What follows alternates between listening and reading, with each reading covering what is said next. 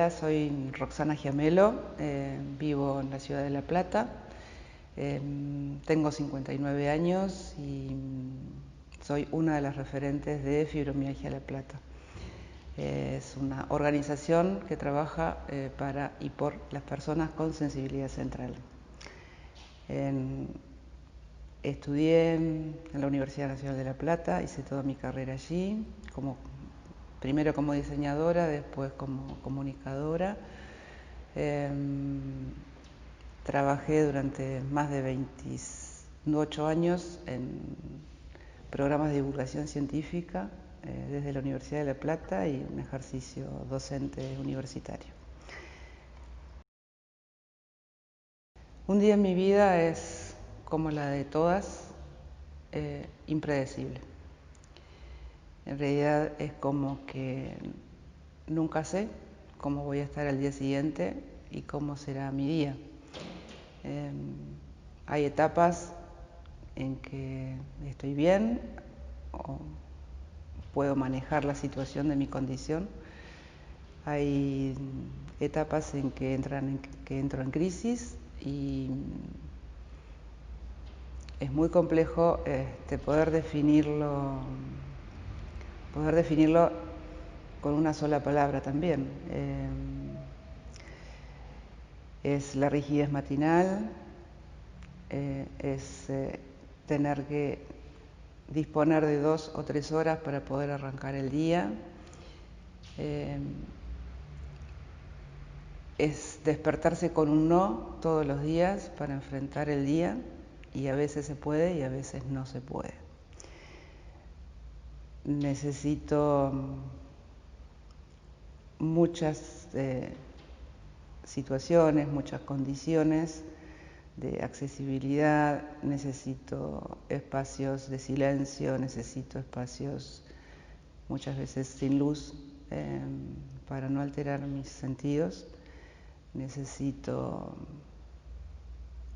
pocas situaciones de estrés, lo cual se hace complejo. Necesito terapias complementarias porque la medicación no alcanza y muchas veces es contraproducente. Y entonces el día se complica en ese sentido. La vida normal, como se la entiende, entre comillas, no existe ni para mí ni para todas las que llevamos adelante o convivimos con esta condición, sino que hay que adaptarse y a veces se consigue y a veces no. Aunque yo pueda haber encontrado algunas opciones, a veces las crisis son inevitables y eso significa el encierro, el desgano, la falta de fuerzas, el no poder estar parada, el no poder estar sentada, el no poder dormir, el trastorno cognitivo, la pérdida de concentración, la falta de comprensión, la intolerancia a las pantallas, en una era de hiperconectividad, y eso básicamente condiciona nuestra vida, mi vida independiente.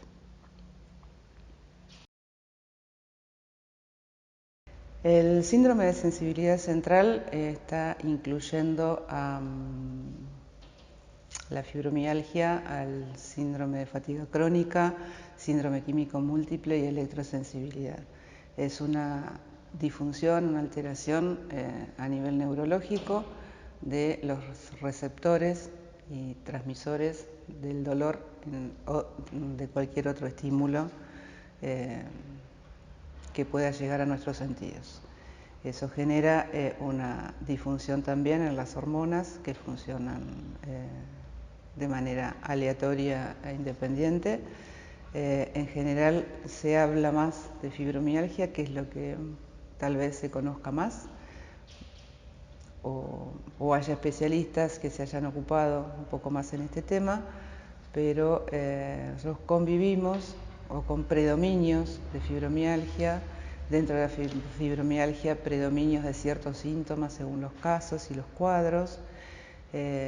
Hay otros casos donde predomina la fatiga crónica y no tanto la fibromialgia, y hay casos donde predomina el síndrome químico múltiple con mayor contundencia y mayor grado de severidad.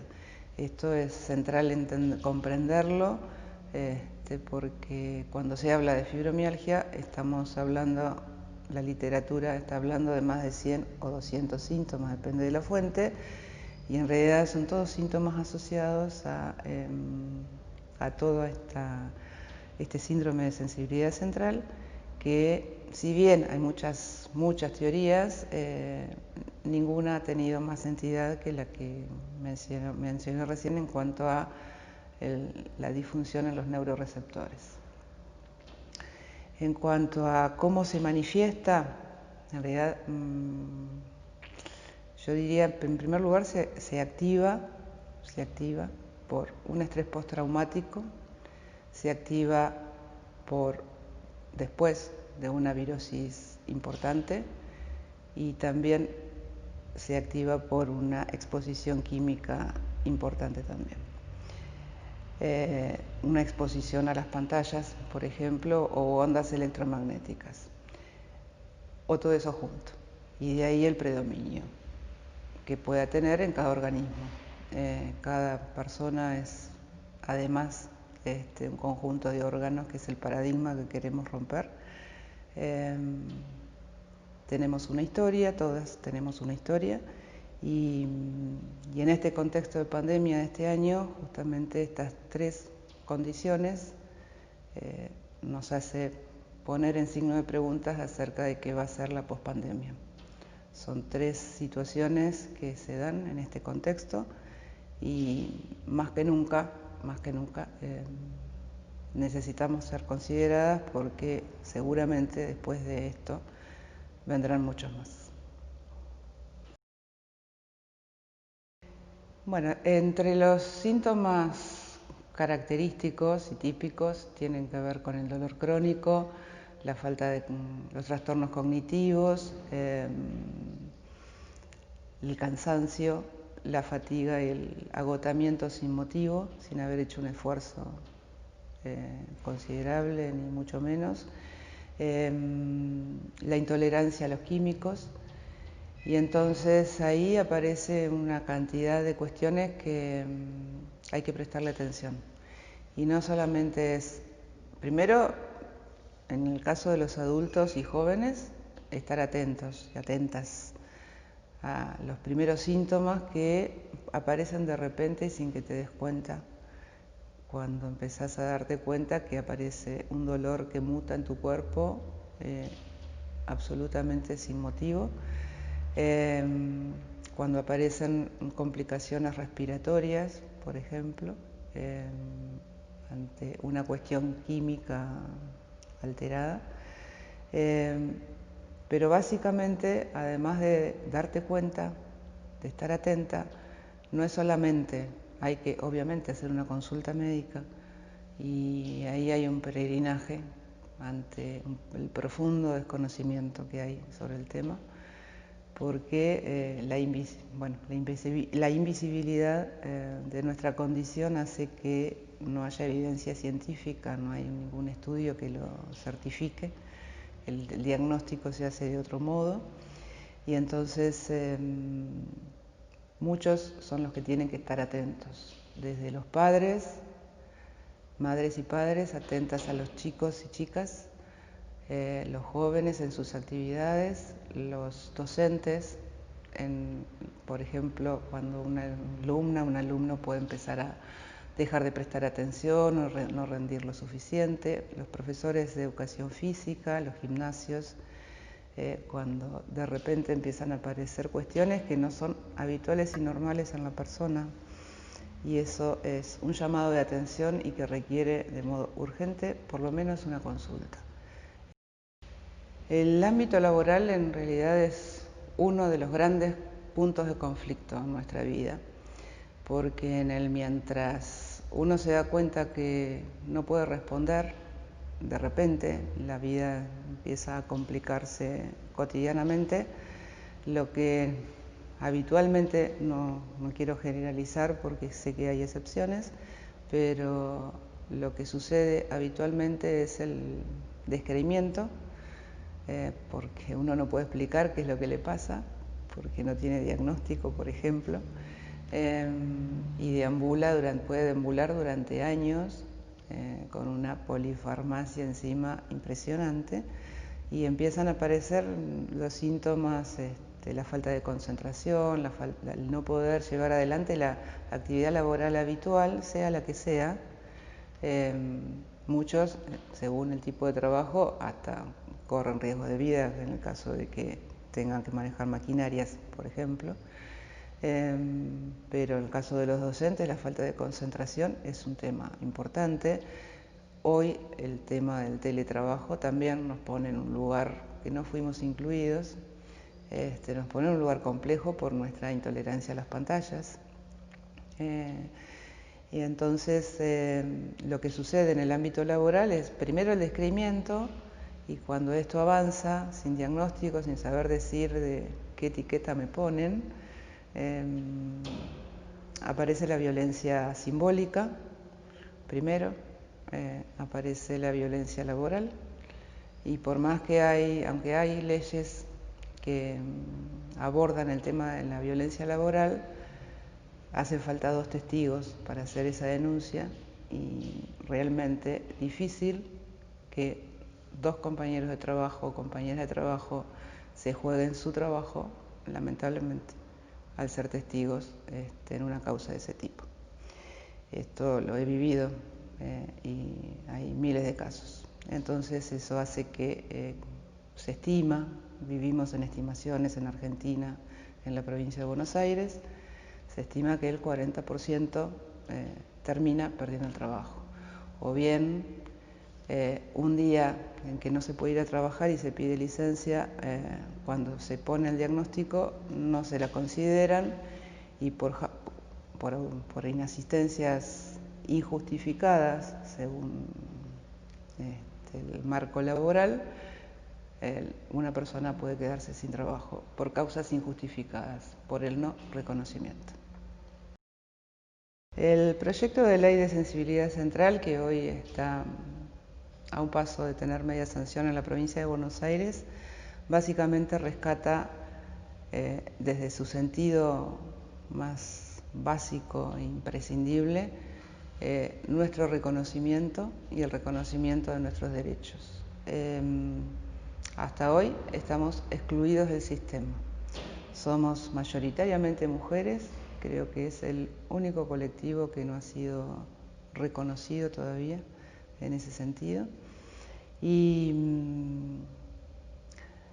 el reconocimiento de nuestra existencia tiene que ver con eso, entrar al sistema, y que la legislación que de aquí en más pueda, la que se hizo en tiempos de pandemia, nunca nos incluyó, pero bueno, a partir de que poder lograr una ley que nos reconozca, tenga esa potencialidad de inclusión y reconocimiento de derechos. Y los derechos tienen que ver el derecho a la salud, el derecho al trabajo, el derecho a una vida independiente, el derecho a la accesibilidad, a ajustes razonables.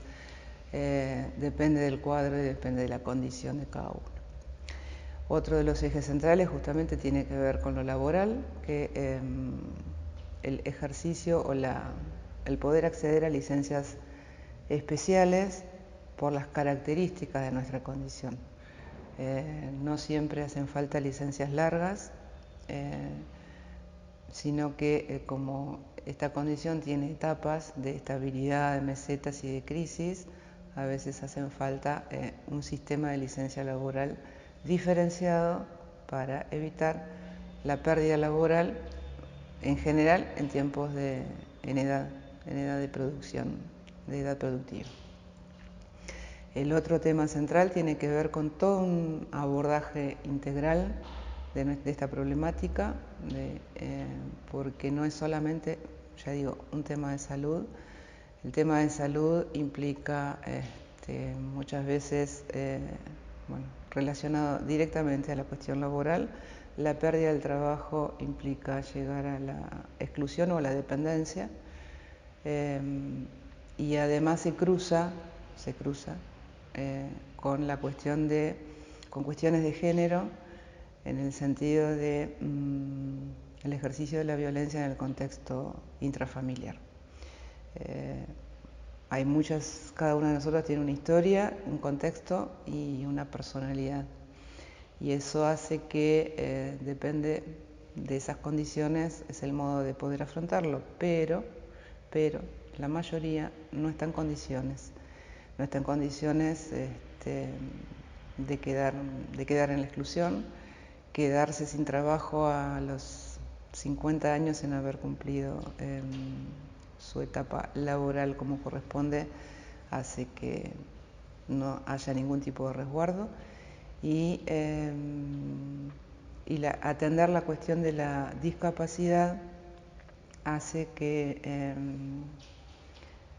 nos permita poder seguir accediendo justamente en condiciones de accesibilidad y de ajustes necesarios. Por ejemplo, un cambio de horario laboral. Simplemente con eso se resolverían muchas cuestiones. Por citar un ejemplo nada más. Estamos a muy pocos días de terminar el año y a la espera de la última sesión en la Cámara de Diputados para obtener la media sanción de nuestro proyecto de ley, después de 5 años de lucha como demanda social. Esperamos que salga todo bien, pero si esto no sucede, el proyecto caerá y habrá que intentar retomarlo el año próximo. Pero de todos modos, los tiempos son largos, los tiempos de una ley siempre son largos, y lo que va a suceder, si esto no se aprueba, es que el Estado va a seguir, como hasta ahora, va a seguir gastando cifras multimillonarias en este deambulaje en el que nos vemos obligadas a transitar en búsqueda de un diagnóstico, ya sea por coberturas en los hospitales, por coberturas en las obras sociales y también, obviamente, nuestro propio endeudamiento intentando buscar un diagnóstico.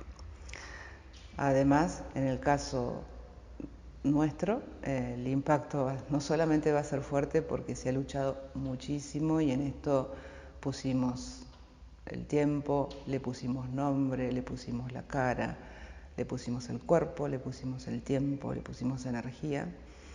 Y más allá del impacto emocional que puede tener, seguiremos siendo las tildadas o las nombradas como locas, como haraganas, como las que nuestro destino es un psiquiatra. Seguiremos siendo víctimas del descreimiento médico, social, laboral, familiar.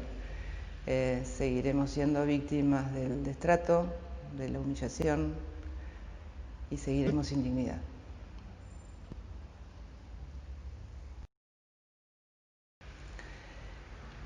Me refiero en femenino porque mayoritariamente somos mujeres. Internacionalmente se estima que la relación es 9-1, 9 mujeres por cada hombre. Y así todo, y con toda la lucha sobre género que hay desde hace años, todavía hay mujeres que no se animan a hablar, todavía hay mujeres que callan, que se muerden la lengua en sus casas para no perder a su esposo, para no perder a su pareja, para no perder a sus hijos, y cuando lo hacen, igual se van. Sin hablar del ejercicio de la violencia, ya sea simbólica o explícita. Pero hay otra situación que tiene que ver con los hombres. Los hombres existen, también lo padecen, pero el problema es que no hablan, callan. Y creo que ahí hay un tema, salvo honrosas excepciones y valientes excepciones, creo que hay un tema de mandato social. Los hombres tardan muchísimo tiempo en llegar a un consultorio, tardan muchísimo tiempo en pedir ayuda, ingresan a los grupos cerrados, que es nuestro primer espacio de contención a través de las redes, pero no se expresan, no expresan lo que les pasa, o de vez en cuando hacen una pregunta, pero puntual. Sé que están ahí, pero el mandato social es tan fuerte que así como la mujer todavía tiene que seguir rompiendo mandatos sociales, mandatos culturales, el hombre más aún todavía, porque el hombre no puede llorar, el hombre no puede expresar su dolor, el hombre no puede expresar su impotencia. Y entonces ahí se abre otra pregunta, que es empezar a hablar de la nueva configuración de masculinidades, ¿no? En esto somos todos iguales. Cifras. Un tema en Argentina y un tema que está incluido también en el proyecto de ley, tener un registro estadístico. En Argentina, en la provincia de Buenos Aires, realmente no sabemos cuántas somos. Internacional, nos tenemos que manejar por estimaciones internacionales. Y esas estimaciones internacionales están hablando solamente del caso de fibromialgia entre un 3 y un 5% de la población. En el caso, tomando solamente a todo el síndrome en su totalidad, las estimaciones pueden llegar a un 20% de la población afectada.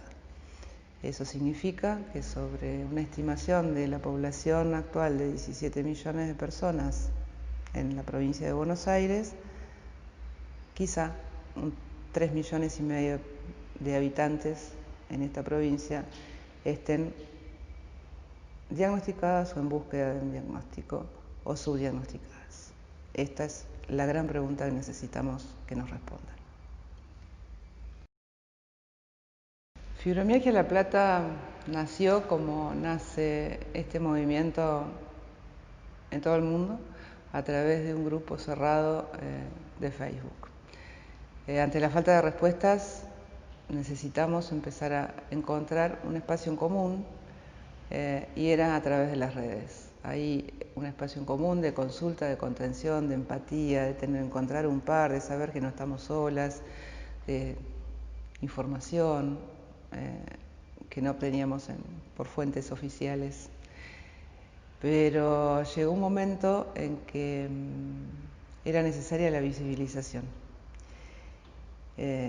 porque en un grupo cerrado nos vemos entre nosotras y si bien es importantísimo y cumple un rol central, la visibilización pública, esto de ponerle nombre y explicar y tener un contacto estrecho, directo, el cara a cara con alguien que puede estar transitando por la misma situación o un familiar, es lo que nos decidió a tomar esa decisión. Esa decisión se concretó allá por octubre del 2016, en el primer Sos Vos Soy Yo en el pasaje de Ardo Rocha, junto a ustedes, Fundación Medihome, que nos abrió la puerta y bueno, desde ahí no paramos. Empezamos con muchas preguntas, con muchas interrogantes. Nunca nos imaginamos llegar hasta acá, pero sí quiero destacar básicamente que nuestras actividades tienen que ver con las reuniones mensuales que este año han quedado suspendidas. El Zoom ha hecho lo suyo cuando se pudo, pero básicamente quiero rescatar que en esas reuniones mensuales hay dos ejes que son centrales. Uno es el aporte de alternativas y opciones en cuanto al abordaje integral que necesitamos, ya sea con especialistas del campo de la salud o de terapias complementarias. Y otra es el valor del encuentro, el valor de la mirada, el valor de la sonrisa, el valor de un abrazo. Esto que este año nos ha costado tanto, porque cuando llegan las primeras consultas Nosotros no podemos dar un diagnóstico médico, muchas veces ni nos animamos a recomendar un profesional de la salud porque hay una cuestión hasta de empatía entre paciente en el rol paciente-médico, pero sí hay una frase que siempre decimos es: lo peor que puedes hacer es quedarte encerrada. Y este año nos pasó eso, nos tuvimos que quedar encerradas. Hay un tema que quisiera ponerle el acento y es en la doble condición de invisibilidad. La invisibilidad de la condición que en este paradigma todavía hegemónico y que por suerte está tendiendo a romperse, que es la lógica de la evidencia y segmentarnos por órganos. Lo nuestro estaría incluido dentro de lo que es las condiciones o las discapacidades viscerales. Término que quizá esa segmentación no nos cabe del todo porque en realidad lo nuestro es transversal. Esa invisibilidad hace que no usemos bastones, hace que no usemos silla de ruedas, hace que no tengamos que usar audífonos especiales, hace que nos vean bien, tratamos de estar bien, tratamos de, por lo menos cuando salimos, a veces en casa también, pero cuando salimos particularmente, tratamos de sentirnos bien, de mostrarnos bien. A veces se puede, a veces no se puede. Y el dolor se expresa en la cara, se expresa en el gesto, pero hay otras mujeres más graves que nunca pueden salir de su casa, que miran el sol por la ventana. Esas invisibilidades que tienen que ver con lo médico, con la condición misma, también se asocia con la invisibilidad en la agenda pública y en la agenda social. Algo que es un tema que también está en deuda. Nuestra condición, así como toda la cuestión de los derechos de las personas con discapacidad, hoy siguen, por más que se haya avanzado en algunas cuestiones, siguen sin estar en la agenda pública y siguen sin estar en la agenda política y sin estar en la agenda social. Por eso seguimos peleando, por eso seguimos trabajando y por eso le seguimos poniendo el cuerpo.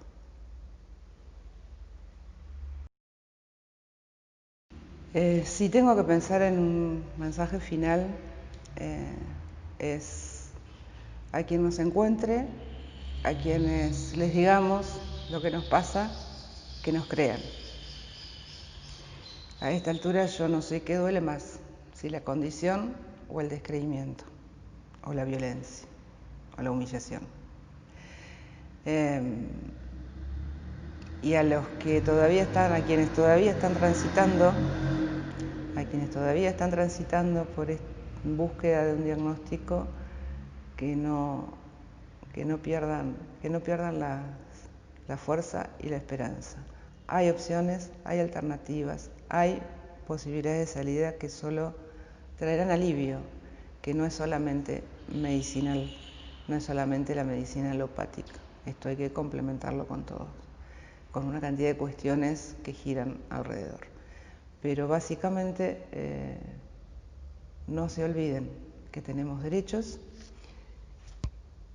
que estamos amparadas en la Convención de Derechos de Personas con Discapacidad, que tiene rango constitucional en Argentina, y que ninguna norma que se dicte en contrario a esta convención es constitucional, justamente por esa característica. Y entonces, que nos crean, que tengan empatía, que comprendan, que ayuden, que acompañen, esa es la mejor tarea que pueden hacer por nosotros.